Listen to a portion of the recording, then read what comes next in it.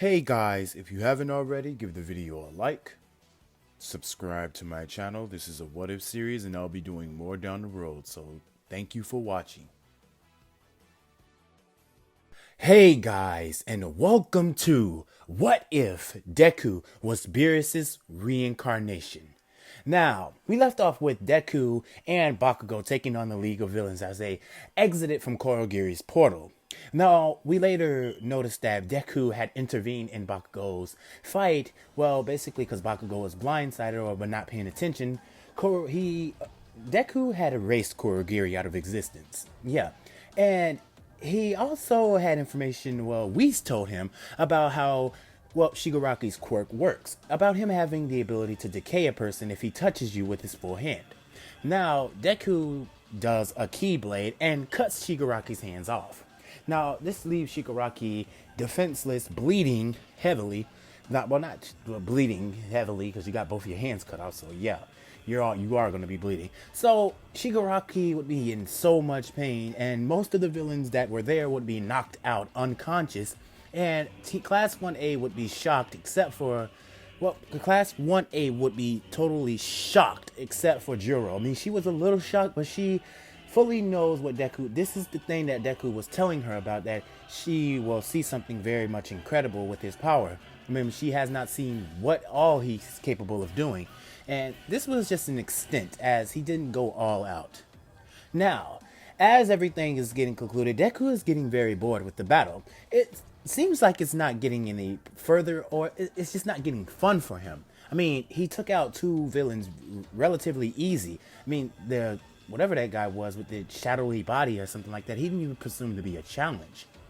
All of a sudden, this angelic being shows up out of nowhere, and he says, so you are the new destroyer of this universe. What a pity. Ah, and Whis, you're here too.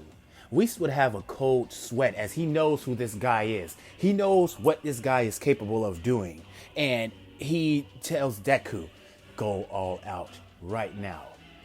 And an instant flash of white light as Deku is getting ready to rush this said character, all of a sudden, everything is like the villains, the unconscious villains, and they were gone. And this being somehow, well, they all were gone. They just were gone. Now, we do a little flashback to the base of the League of Villains, and all of a sudden, Kurogiri is back, along with Shigaraki's regenerated hands. He looks at this being and he says, who was that guy back there? I will assume he's the new destroyer for this universe. I will go into further details about that, but I saved you all life. And I sense that you want to destroy and basically rebuild. I want to help you on that goal. Basically, just call me an ally. I don't want to be in charge. I don't want to take lead. I just want to be an ally. And your name is? My name is irrelevant, as I'm going to leave that to you guys to figure out. Who is this angelic being? Who is there? Who saved Shigaraki's life from impending doom? Because in the long run, Shigaraki was about to get erased. So somebody came in there just to keep the story continuing. So this person said, I'm going to leave it to you guys to find out who this said character is. If you can guess who the character is, who knows? But it's just a little game for you. Anyway, so we get back into the story of this set of character just talking to Shigaraki and basically filling out a plan of world domination. Now we flash back to Deku and Whis, and Deku looks at Whis and says, well, who was that guy? I do fear that this world is in grave danger, as well as the universe. Jesus. What? Well, not Jesus, but for God's, Zeno's sake. And Deku would say, who is Zeno? Well, Lord Izuku. And so much that you don't know. So much that you haven't learned yet. We are now in the universe called the Seventh. While it was home to some very great fighters back then, in the time that I was serving the one destroyer called Beerus. It's later changed and evolved from a different potential. More so like this. This world used to be filled with fighters who used the power of ki, but now that power is changed over the years and centuries, and all these beings on this earth developed these quirks. Well, at least 80% of the population. So, most likely, anyone can be a superhero if they have a right quirk, and anyone can be a villain if they have a villainous quirk. Deku would be listening to Whis explain this about how the world has changed, and he tells Deku that this is the universe upon 12 universes. And Deku says, 12 universes? There's more than one? Yep. And I will go into explaining that later on, Lord Izuku.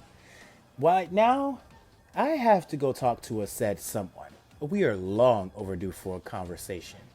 Whis would teleport over there to Shoto Aizawa and he would say, so, you wanted to learn more about me. You wanted to basically know what my intentions are.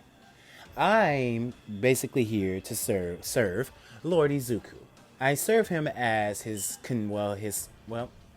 don't know the name for it. Not so much as a server, but more like I'm his trainer. I train him and, so on and so forth. But Shoto Aizawa then asks, so your name is Whis. That whole display right there.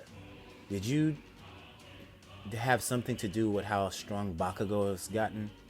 Oh, yes. See, Kachan over there has become very strong in his training. While he has not been able to utilize his God Ki yet, he's been progressing at a fast rate. I'm surprised he was able to take all those villains out with little to no ease. That's an A+ for you, young Bakugo. And Bakugo would smile at this, noticing that he's getting stronger with his power. Najiro would run up and hug Deku with Class 1A, saying that was so cool. And Deku basically told them that he explained his powers when they was on the bus ride to, USJ. And how would everything go with that? Now, Deku and Whis goes back to their home world after everything calms down. And basically, nothing too bad happened. Not too many people got injured in it. So the USJ arc went smoothly and everything went back to normal. They told, the students just said they want to continue on with the day since the villains have been annihilated, or not annihilated, but been defeated. So they continue on with the USJ just happening as normal with no interruptions. Now, we cut to when Deku is at his home planet, with Whis, and he's training very, very, very hardly. Now, remember when I told you guys that Deku would be training, he would have, the Ultra Instinct thing that Whis said in the manga that Beerus had? It's going to be, somewhat. I'm not going to be focused on that too heavily, as I already got a what if about that said topic. But I'm just going to be focusing on the Destroyer side of power anyway, because the Destroyer side is more akin or something to focus on.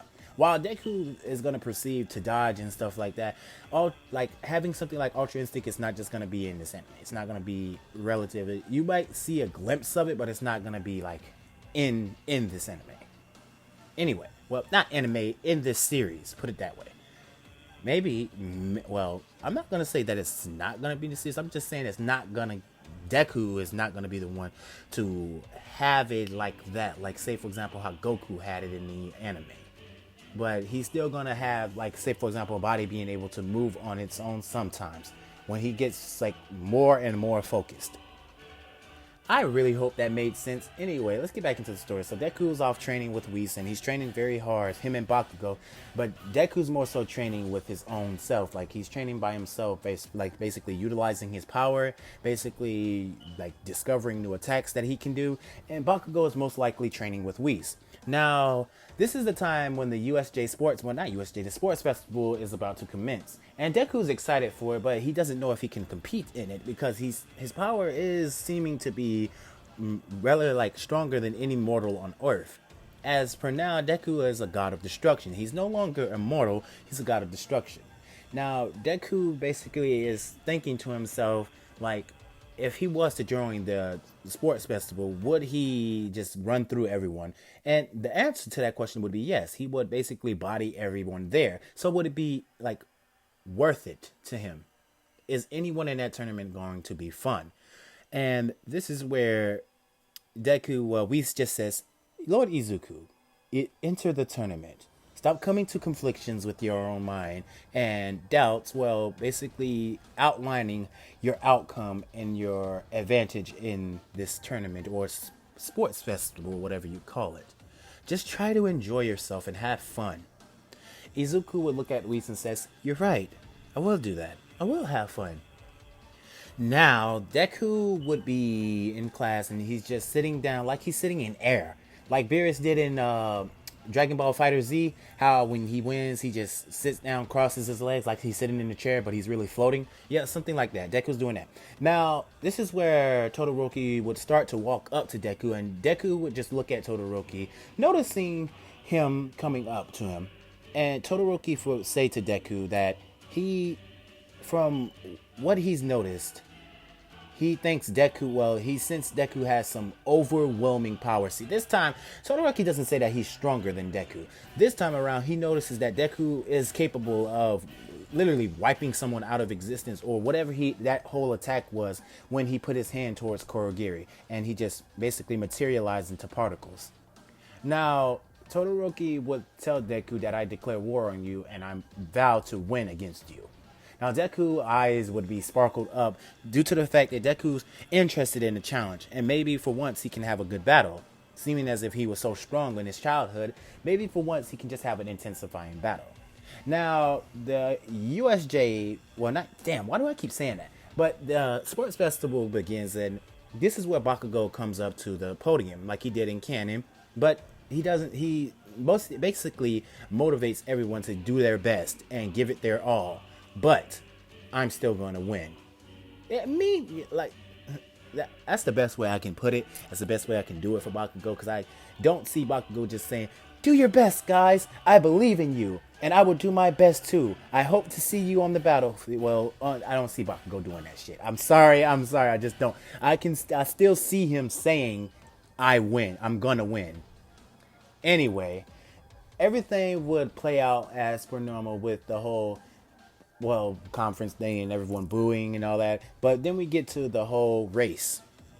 Now, this is where Deku and Todoroki, Bakugo, everyone is getting ready, because this is a race that some of them want to come in first place. So as Deku's getting in his stance and he's ready to shoot off as fast as he can, he looks at Bakugo, and Bakugo has this like fiery type of aura around him.